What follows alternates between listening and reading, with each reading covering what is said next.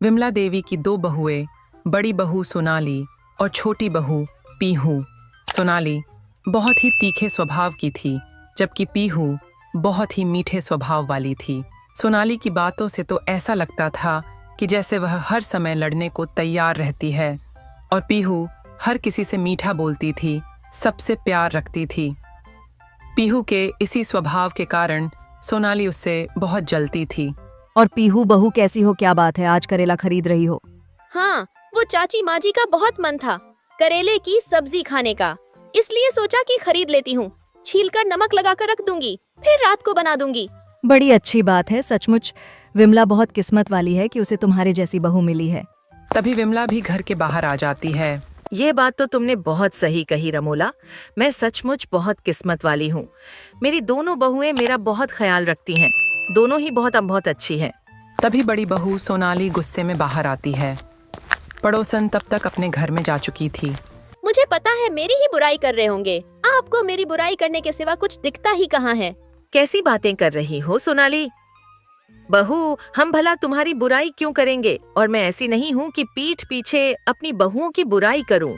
मेरे लिए तुम दोनों बहुएं एक बराबर हो।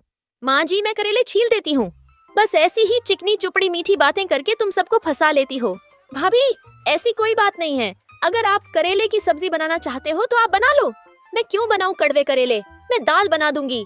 पता नहीं यह सोनाली अपने मन से यह कड़वाहट, यह तीखापन कैसे और कब निकालेगी। रात को पीहू ने करेले की सब्जी बनाई और साथ में मीठे में थोड़ी खीर भी बना दी। इधर सोनाली ने दाल बनाई।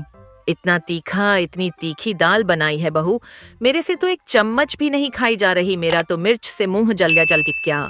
माँ जी, यह लीजिए, मैंने खीर बनाई थी, आप थोड़ी खीर खा लो, आपको आराम मिलेगा। सोनाली बहू, तुम्हारे स्वभाव की तरह तुम्हारा खाना भी अब तीखा होता जा रहा है। वही देखो पीहू का खाना उसके स्वभाव की तरह मीठा होता है। अपने स्वभाव को बदलो, नहीं तो तुम्हारे हाथों के बने हुए भोजन पर भी इसका असर पड़ेगा। बहुत सहन कर लिया है, मैं ऐसा ही खाना बनाऊंगी। जिसको खाना है खाओ, नहीं खाना है मत खाओ। जब देखो पीहू पीहू पीहू, हर समय उसी की तारीफ होती रहती है। मैं जेठानी हूँ, फिर भी इस घर में मेरी कोई इज्जत नहीं है। सोनाली गुस्से में कमरे में चली जाती है। अब तो सोनाली ने जानबूझकर खाना तीखा बनाना शुरू कर दिया। ये सब देख अब पीहू ने सोच लिया था कि जब भी उसकी जेठानी तीखे पकवान बनाएगी तो वह पहले ही मीठे पकवान बनाकर तैयार कर देगी, ताकि तीखा खाने के बाद सबको मीठा मिल सके। पता नहीं ये सोनाली कैसी जिद पकड़कर बैठ गई है। इतनी मिर्ची डाली है सब्जी में, देखो ऐसा लग रहा जैसे यह आलू की सब्जी नहीं, ये मिर्च की सब्जी है।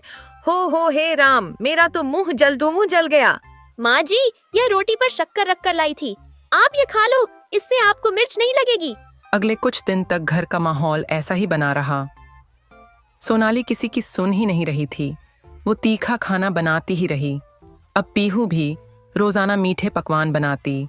फिर एक दिन, क्या हुआ डॉक्टर, मांजी को क्या हुआ है? अचानक मांजी की सांस क्यों फूलने लगी और मांजी बेहोश क्यों हो गई थी? इसका जवाब तो आप लोग घर के मेंबर्स ही दे सकते हैं, क्योंकि विमला जी का ब्लड प्रेशर भी हाई है, कोलेस्ट्रॉल ज्यादा आया है और इनका शुगर लेवल भी बहुत बड़ा हुआ है।